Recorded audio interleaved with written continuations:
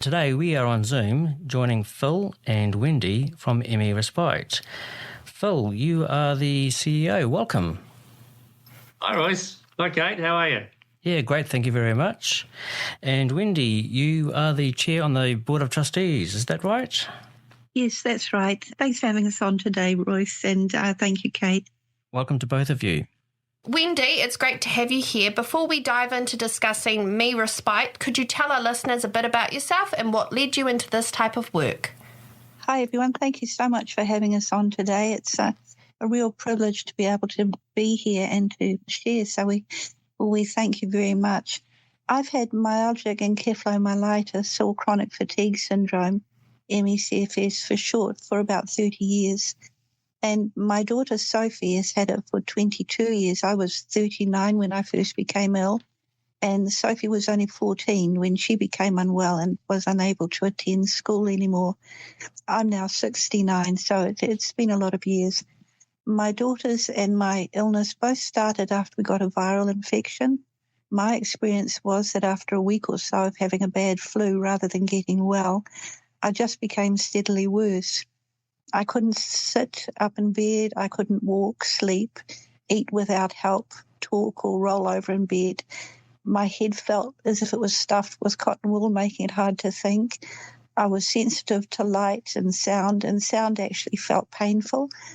I found it hard to tolerate certain foods and medicines, and my body would get violent shaking for hours. Just turning over in bed or speaking worsened my symptoms. I'd been a registered nurse, but I hadn't come across any illness like this before. I had never heard of ME/CFS, and it wasn't covered in our training.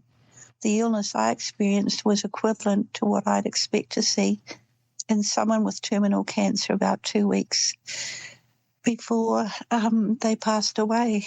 And so it was quite a big shock to me and quite confusing. And eventually I was hospitalised by a private medical specialist.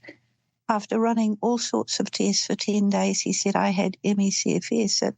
It was devastating when he said they had no recommended treatment or cure available. I had 5 children at home. The youngest were 6-year-old twins. So I was so ill that I was struggling to get through the days 5 minutes at a time. And I couldn't look after the children. My eldest was about 14 at this time, and my husband's work took him away from home for up to 10 days. So it was a really, really tough time for everyone. I was in bed at that stage for about 18 months, and during that time lucky enough to find a GP who had some knowledge of the illness, and by resting and avoiding any overexertion and really pacing my energy, I eventually slowly made some progress. Since then, I've had times of being more well and very sick and in bed for years at a time. And for the past 8 years, I've been back in bed, and I've needed feeding through a nasogastric tube for the last 2 years. So as I went through my journey and observed what my daughter and I were going through, I became aware of gaps in getting medical help, being educated on the illness and how to manage it. Many patients end up doing their own research on the internet and self-managing. And I also saw what was missing in the way of practical help, such as meals, etc. And for patients and families, I also found many in the community and medical profession didn't understand it was a biomedical illness and not some form of depression or psychological illness. So there was just a lack of, if I went to look for help, even knowing if I was going to get any or if they'd understand what I had. So that really started me on this journey with the respite.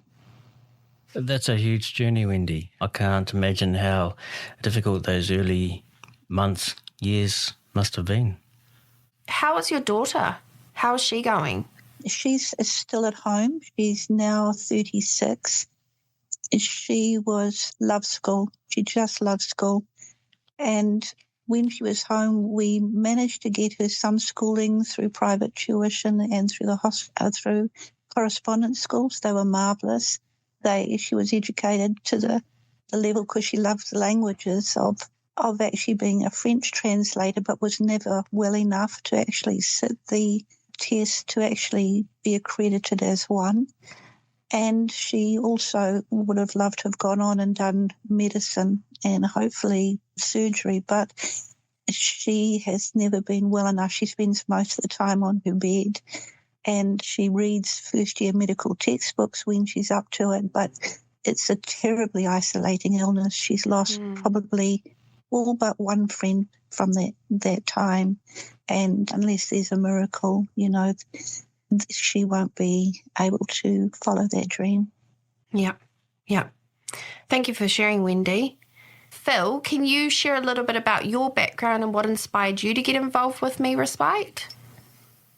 Well, one thing that Wendy didn't mention, and you may not know, is Wendy's actually my mother.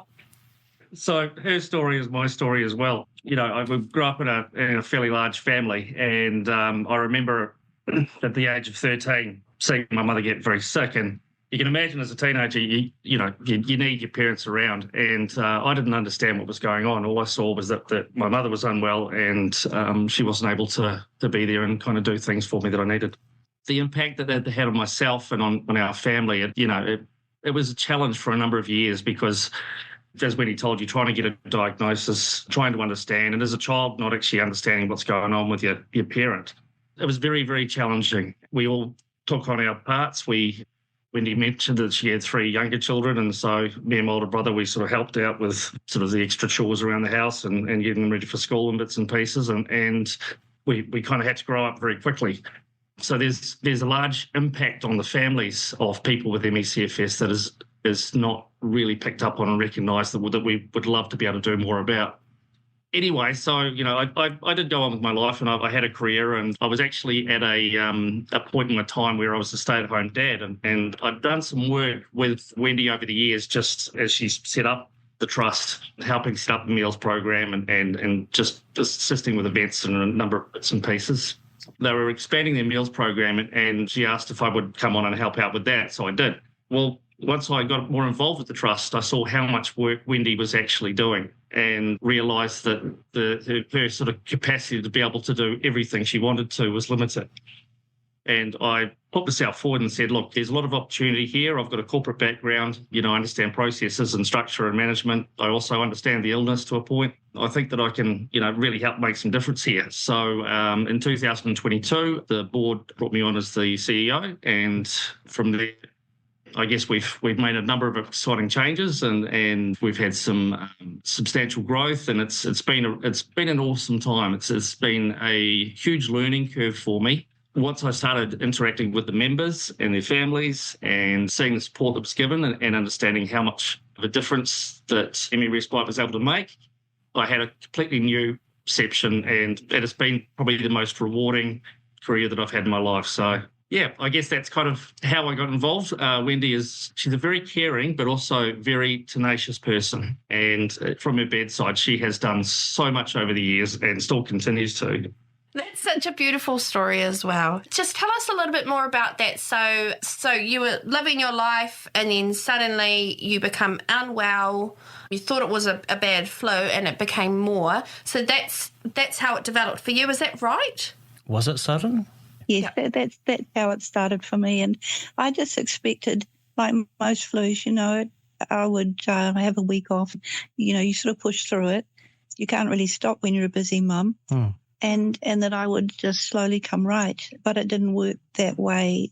The harder I pushed, the more unwell I became. And it was quite hard to explain that to people because you can't see it. It's an invisible illness. I mean, there were times when I was shaking for hours and I couldn't stop shaking. There were, signs like being short of breath and these sorts of things, but they weren't things that people really noticed. And even it took time for me to notice how bad they were getting.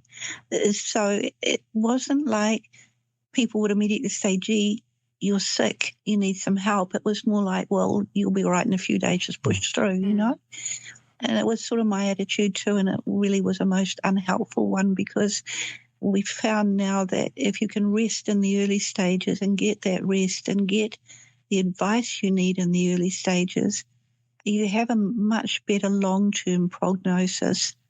For me, I could never get that rest. I could never stop until I was brought to a flat-out stop. But yes, it's. I guess when I look at what I'm aiming to do, it's probably to put in all the things I know that would have made a difference had they been available. So, and your daughter obviously also had similar symptoms when she was 16 years old, but none of your other children.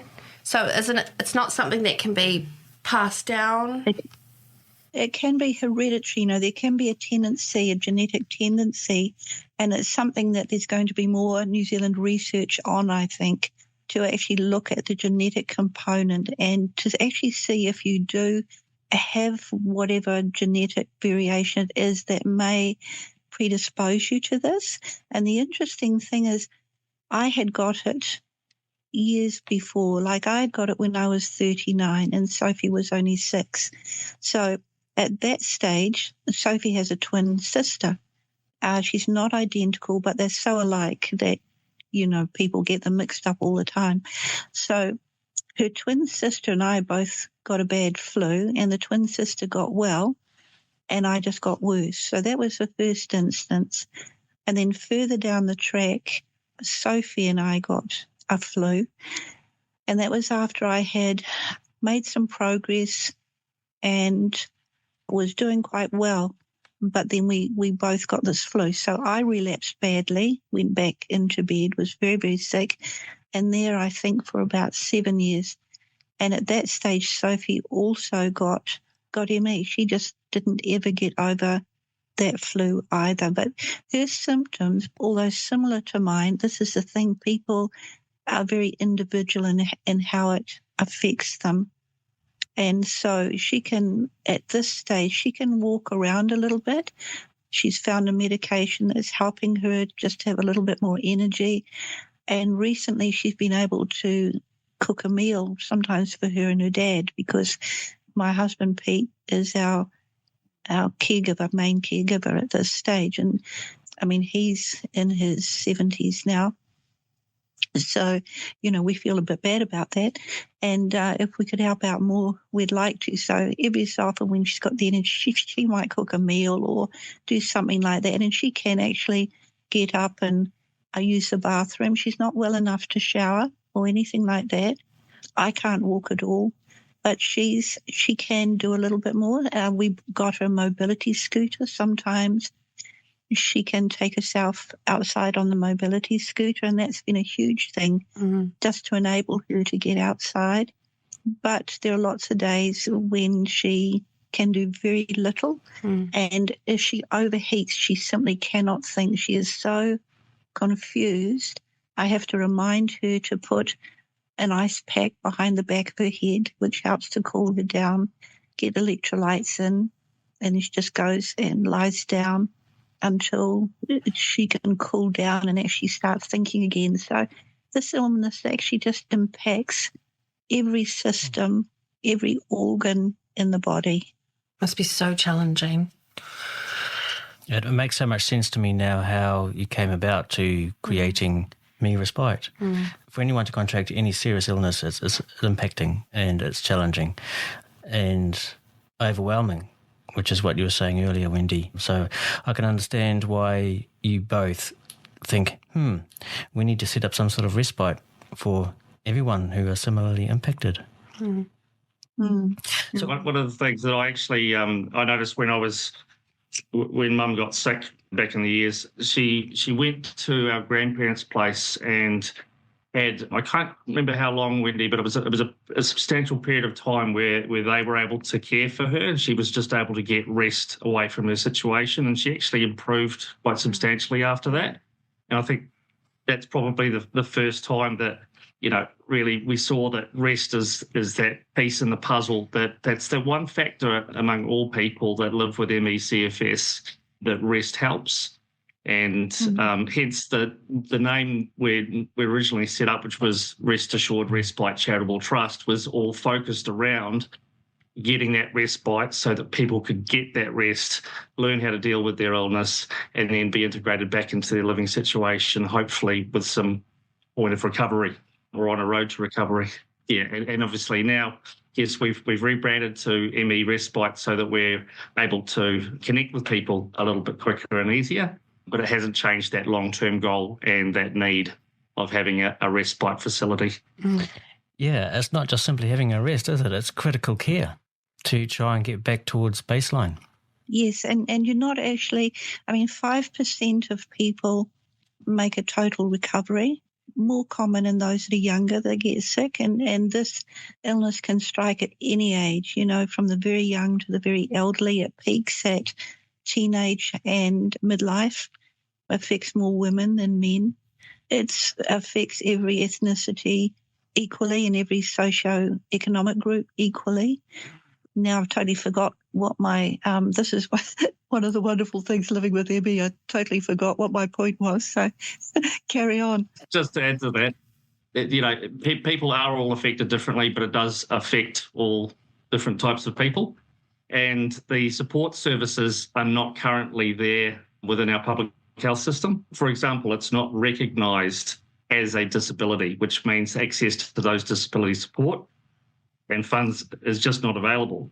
The people are able to get certain supported living payments and the like, but it's a challenge. Even getting a diagnosis from a GP, our GPs are not fully educated. They have like one sheet of reference and some suggested treatments, which the majority of the ME community don't agree with. So, there's a huge opportunity educational piece out there. That's a big part of the medical advocacy that we try to do as well. So it's, there's definitely some challenges, but we are making some headway in some ones. So. Okay, we better ask the big question then, eh? What is Me Respite? What do you do? What's the kaupapa all about? ME Respite, ME, so myalgic encephalomyelitis, respite. Actually, Wendy, would you like to talk a little bit about kind of the inception of that? Because that was very much you. Well, when I was in one of my better phases, I started a support group for people in my home, for those, with the illness, just mostly so they could connect and share things that were helping and encourage each other.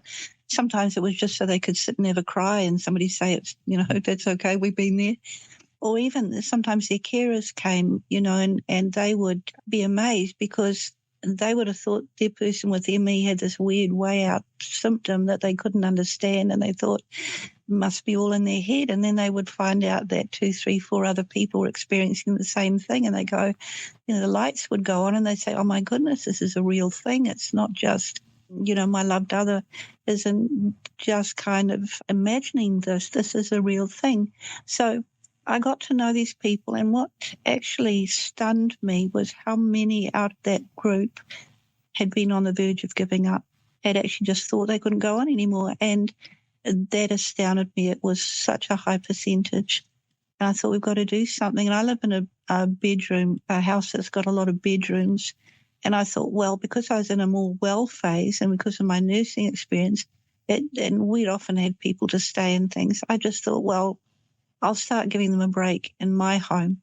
So if someone was really struggling, I'd get them to come and stay for a bit. And at one stage, I had a call from someone who'd come up from Christchurch, who'd come to Auckland, had a crash. The people that they were staying with had no idea what was happening. And somehow she'd heard that I had people to stay, and she rang. And Philip at that stage, even before he was involved in the trust, was working over where this person was staying. So he picked her up on the way home from work. I had some soup and things I'd made, just a simple veggie soup on the stove. By the time she got to my front door, she couldn't talk. She could hardly walk. And I said, look, I've made a bed up. There's some veggie soup there. Just have one little spoonful of it and then pop down and go to sleep. I put water there. You can sleep for as long as you like. Let me know when you want to see me. Well, she slept for hours, and then she potted out and said, I think I could have a bit more of that soup. Went back and slept, and by the end of the week, she felt strong enough to fly back to Christchurch.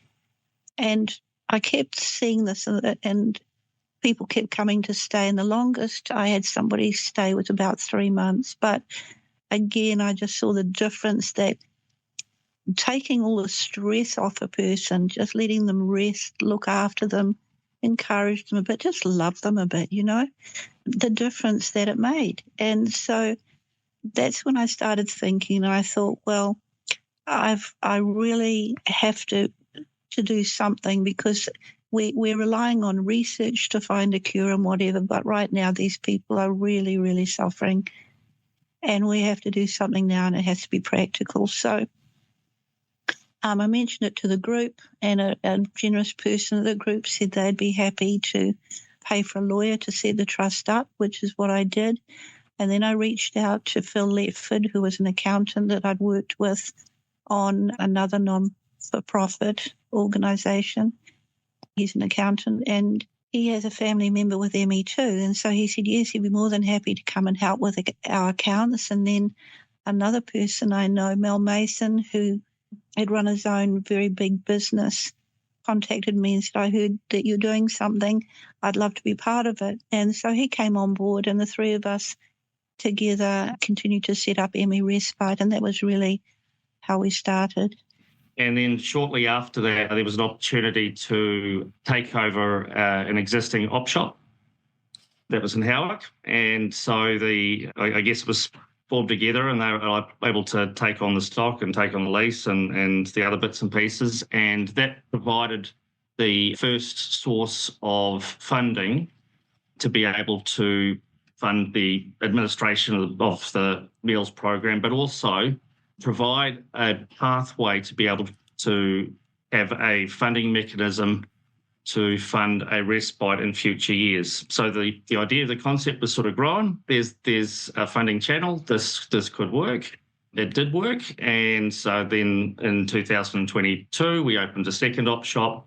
And now we're looking at opening a third op shop, hopefully in Hamilton, cross fingers, if we can make that work. Yeah, I know, it's great. Because that would also allow us to extend our reach of the meals program too. So just, I guess, sort of backtracking for a quick second, what we actually are is that we're a registered charity, that we support people, obviously, with ME CFS and related illnesses, so people that suffer from similar symptoms. And we offer wellbeing calls, support groups, meal programs, education, mentoring, targeted support, and social events. So what we try to do, and I guess this is sort of encapsulated in our vision, is to improve the quality of life and care for those with ME/CFS in New Zealand by bringing help, support and hope to them. And that's a huge driver for the activities that we do and for how we, how we plan for the growth and continued support in the interim while we're on that pathway to try and get a respite facility. Can you describe the process of how individuals access your service and what can they expect when reaching out for help? Yeah, so the easiest way to actually get in touch with us is on our website. So that is merespite.org.nz. On the landing page, there's a big in blue, it says become a member. So that's all you have to do is just click on that, and there'll be a few details to fill in, and that gets sent straight through to our program coordinator. And fairly quickly, hopefully within a few days, they'll receive a call back just to basically go through what they've shared, try and find the best course of action to be able to support them. So that's connecting them with our services, but also connecting them and making them aware of other services and other organisations that are out there, because as a charity, we're not in competition with other ME organisations. We want to collaborate as much as possible because the focus point is our members and how we can help them best. And so we have great relationships with them too. And then if they need something that might be out of the scope, then trying to see how we can assist with that too. And we have done that on a number of occasions, and it's very fulfilling to be able to help people specifically. Mm. And then obviously ongoing from that, depending on kind of, I guess, the level of need that they have, well, they'll receive a regular wellbeing check from us. And those obviously in higher need will potentially receive it more often. As Wendy mentioned, we have lost lives due to this illness. And so it's important to us that we are a support mechanism for those people that are out there and provide them some hope. Phil, can you give us that website address again, please? Absolutely. The website is merespite.org.nz. merespite.org.nz. Thank you. That's all right. And if people don't have access to the website, they can call us on our 0800 number, which is 0800 663 8326. 0800 ME Team. 0800 663 8326. Lovely. That's it. Wendy, I would imagine that you will have maybe a beautiful story about how Me Respite has positively impacted someone's life. Is there one that stands out for you? I remember one lady we heard about. She was just had enough energy to cook up a pot of lentils once every couple of days, and that's what she was living on. And we were able to get soups in to her. It just made so much of a difference to her. I mean, she now had a wider variety of foods. She also felt cared for. And I think that's one of the biggest things that we hear when we start to help people is, oh my goodness, I actually feel somebody cares. I actually feel there is help out there.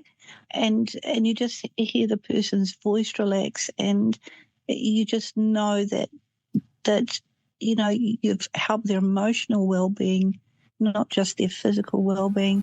Tell us a little bit more about the specific services Me Respite offers to individuals. So we have a number of different services. We offer mentoring and support. So this is done by connecting new members and existing members through our number of online groups so they can share their experiences and their learnings. Wendy herself has spoken with hundreds of people over the years, and she still does, just talking about her journey, giving them some tips and advice for what's worked for her. A big piece of it is actually just providing hope, because a lot of people, when they get diagnosed, they're like, I don't know where to go. Yeah. Nobody in my family understands. I can no longer, go out with my friends, or I can't hold down a job. And it's just, there's devastation going on. So it's actually providing that hope is a huge piece. So our support groups, that's a big part of that, is actually staying connected so that people aren't isolated. We also offer wellbeing checks. So we have a program manager that calls all of our recipients on a regular basis, and she's formed some fantastic relationships with them, which is great. So through that, she's able to find out what their specific needs are and put them onto either one of our existing programs, or we do offer tailored support. So while we're not funded fantastically, if we can do something small for somebody that is going to make a difference in their life that's outside of the scope of what we actually do, we'll try and get it. So we've gotten beds for people. We've done grocery deliveries. We've done assisted with getting counselling sessions, and we'll assist with a wide range of different things that will make the everyday easier. So that's actually part of our rebranding, is we want to make the everyday easier for those people living with ME/CFS. We also send birthday cards to all our members, so they all get them on their birthday, and that's a big piece of just, they might not get it from anybody else, and that they're remembered and cared for and a part of something. And a big piece of what we actually do is our meals program. And, studies have shown that nutritious food is a huge part to recovery for people with ME/CFS. And a lot of them have food insecurities and intolerances. So we're quite lucky that we're able to deliver soups to the people in the Auckland area. And this year we've started delivering in the Hamilton area as well, which has been a great win for us. And we're also in talks with other groups around the country to see how we can expand that meal program further out too. The other side of things is, because there can be a financial burden for people living with ME/CFS, is that we offer a delivery fee rebate. So when they order their goods to be delivered to them, they can send us through the invoice, and we'll actually rebate the cost of that delivery for them, so that they're not disadvantaged by not being able to get to the supermarket. We've just started up a welfare funds, and that's kind of around that targeted support, being able to provide support to get potentially some home help or house cleaning, groceries delivered. There might be specialist appointments. Some people are unable to pay for a GP appointment that they might need. So there's, we can actually do some targeted help and make the everyday easier for them. We also run online connect groups to, provide social and interaction, and Facebook groups where members can share their interests and ideas too. So those are some of the pieces we do, but we also are involved with other groups advocating for greater support services for people living with ME/CFS as well. And it just sounds like you're just going to expand from there as well, isn't it? It's been wonderful having Phil on, because we could get so far with the trust, but he's come on with different skills and was able to take us up to a whole new level, which has been fantastic. Opened up a lot of avenues for us in terms of volunteer involvement and keeping track of our volunteers and all this sort of thing. It's grown us so much, and it's enabled us to extend our capabilities. So I'm very grateful for him coming on board, And Yes. I've got to know my son. Yes, that's right. Like, I didn't know he could do half this stuff, so that was actually really, really lovely to find out. Yeah, it's become a life journey for the both of you, hasn't it? Mm-hmm. It has really. I think one of the things I'd like to let people know is, we're here to help. We're expanding our services. We've actually already got a delivery going into Hamilton now. So we're moving into that area more. And what did we decide, Phil, on the stats? How many people would there be roughly with MECFS in the Waikato region? There'd be around about 2,000 people in the Waikato region with MECFS, and there may be many more that either are undiagnosed or unsure of their symptoms.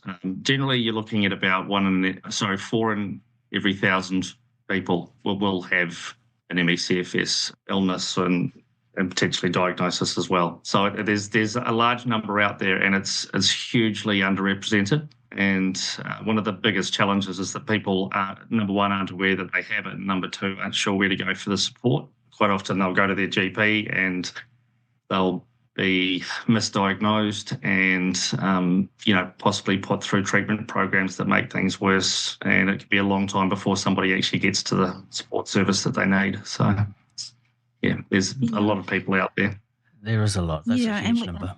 It is a huge number. People think it's a rare illness, but it's not. In fact, you've probably got 2 or 3 times as many people with ME/CFS as you have with MS, multiple sclerosis. And there are some similarities in the symptoms between the two illnesses. And that's one thing that has to be excluded before they can make the diagnosis of ME/CFS. But it's more widely recognised and known, and I think it's got more definitive diagnostic markers, whereas ME/CFS is more a diagnosis of exclusion, and you fit a certain criteria to be diagnosed with it. And it's one thing to come up with a diagnosis. It's quite another thing then to find somebody who can give you a management plan, because, you can get as far as getting a diagnosis and then you say, well, is anything you can give to help me? And they say, well, there is no recommended cure and there actually is no recommended treatment. We just have to treat you via whatever symptoms you present. We try and fix those. And there are many symptoms because this is classified as a neurological illness. And you end up with gastro symptoms, and a lot of people have pain, which can be things like constant headaches or whatever. So there's this multitude of symptoms. But once you get the diagnosis, unless you find a doctor often who has a family member or somebody he knows with ME or she knows with ME/CFS, it's hard to kind of get the empathy that people need to get through this illness. And, one thing I think I always feel is that, okay, to be told you have an illness that has no cure is one thing. You can come to terms with that and you can get through the days. But the thing that's very hard to cope with or the thing, if you don't get it, is empathy and understanding. The one thing that can help you get through that is that empathy and understanding. It's like, I really feel you can cope with anything in life if you know somebody cares. We try and do as much as we can with the little funding that we have. However, we need support, we need help, we need volunteers. We need funds from corporates and sponsors and donations. These are the things that enable a charity to be able to do complete its operations. We've found a potential revenue stream through running op shops. However, they don't make a lot of money, and we do need to have numerous in order to be able to fund a respite facility. However, there are still other costs that go into the administration, and so we need help.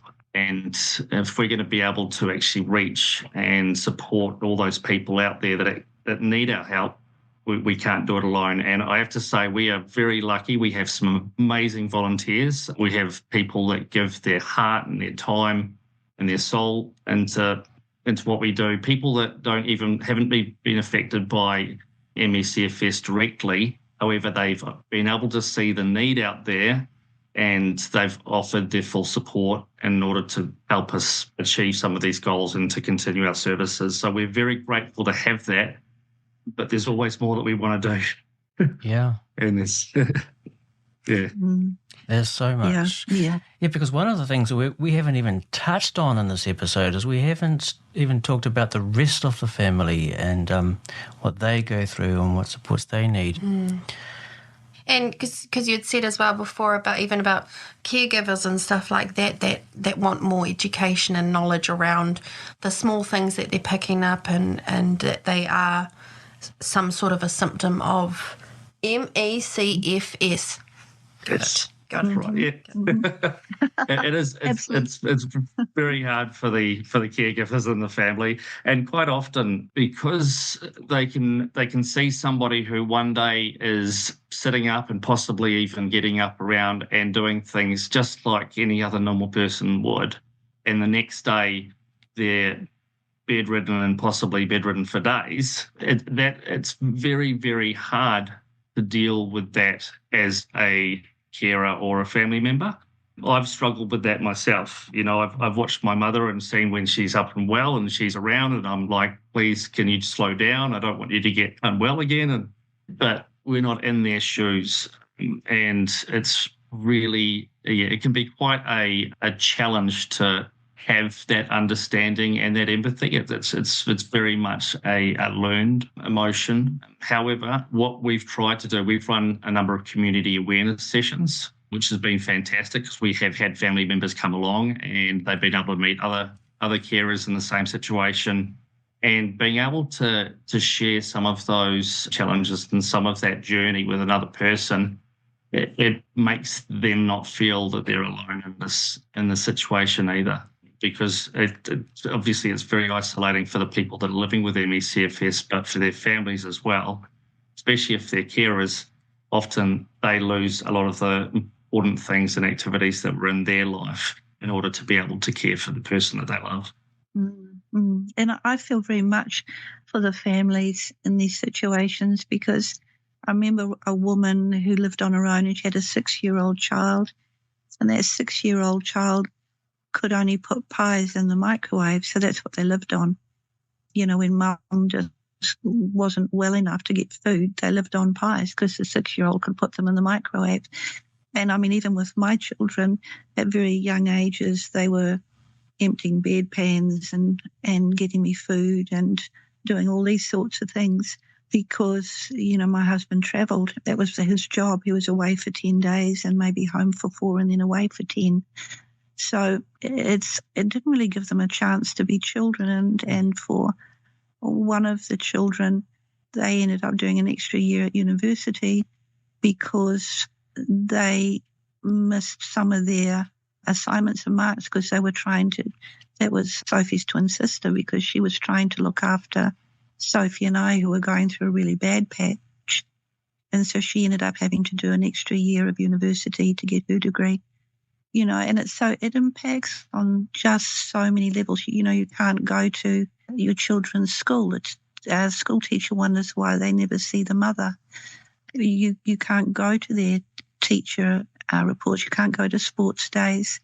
And as I was saying before, for me, it's been lovely working with Phil together on the respite, because I've got to know one of my children better.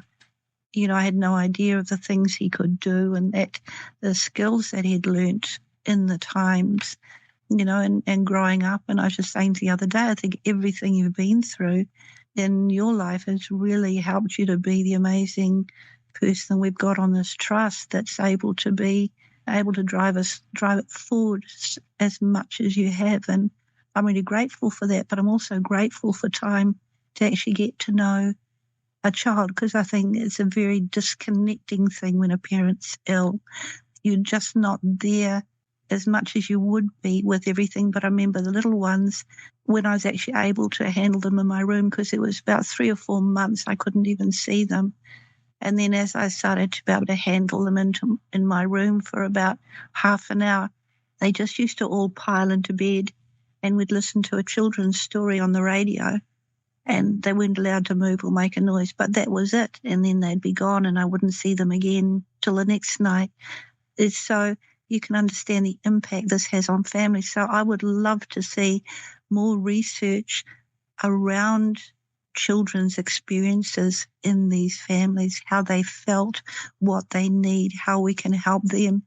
Some people that I've talked to that have come on board, newly diagnosed, I've said, would you like me to speak to your family? And they've got the family together on video.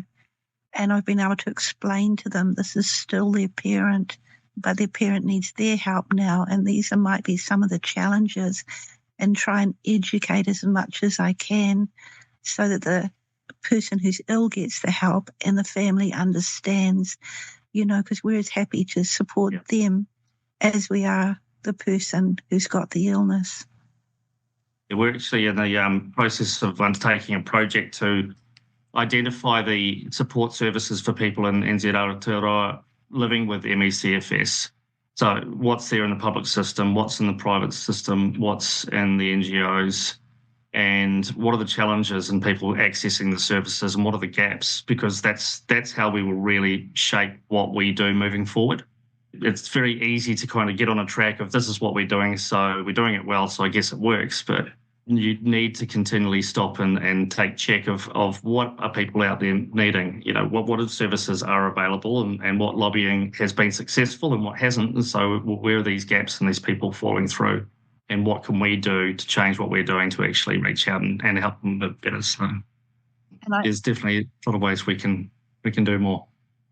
And I know for Phil that he was talking to one lady who'd reached out to us, and she'd been reached out to so many people, and she just felt that there was no one there that understood her or was there for her. And she felt so alone. She was struggling financially, and she's actually on the verge of actually just not wanting to be here anymore. And he was able to move her onto our weekly wellbeing checks and put her in touch with other services for additional support, and give groceries to, as additional support. And that just all the difference. I mean, it's these little things that can have such a huge impact. And our idea to get down there eventually to open this respite home, we're working hard with our op shops so that when we finally get this place, we will have the funds to run it. But we're going to need help to get a place, that's suitable for these people. And that's a real need. There is nowhere in New Zealand for these people to go, because you're really trying to look after people with neurological symptoms. They need quietness. They need all these sorts of things. A lot of them are very chemically sensitive. You've got to take that into consideration. They're actually very hard people to reach. Some are so isolated, we've got to find special ways to reach them. Some can only handle a text, not a phone call. Some can just handle an email. So, we have to tailor it that way. But I think we're just working as hard as we can to do everything we can. And if people wanted to help, whether they want to help in offering a service, even helping us get our respite. And the other thing that we really need too, if there are any food rescue organisations or businesses out there that have food which would otherwise be wasted, we make use of that. We get that out to our recipients. So, we'd love to hear from people like that would say, great, at the end of the day, this is stuff that we can't sell, but it's still great and we don't want to waste it. Can you guys use it? And, we'd probably say yes with open arms. So all these things, we won't say no to anything because we're just so grateful. And we've got the most amazing team. I mean, I just love the team that I work with, the trustees, the staff in our shops. I mean, there's nobody that I would find hard to get on with. Each of them has just got such a neat attitude, and they're all working so hard to try and get us where we're going. And I'm just blown away, and I'm so grateful to see all this happening. I'm kind of speechless, Kate. Yeah. Some of the episodes that we do are entertaining. Some of them I find them to be quite gripping. Some of them I find them really interesting. This one has really touched me. There's, listening to the both of you, there's a deep story of family, of commitment, of love, in dealing with a difficult condition. And I'm also hearing a lot of isolation, not just necessarily from what you two may have experienced, but from everybody else in the MECFS community. So I take my hat off to you, both of you. And for this reason, you two are definitely the helping heroes of this episode for this week. I think that, frankly, is a bit of an understatement, because I know that looking after any chronic illness is difficult for anybody, including their family.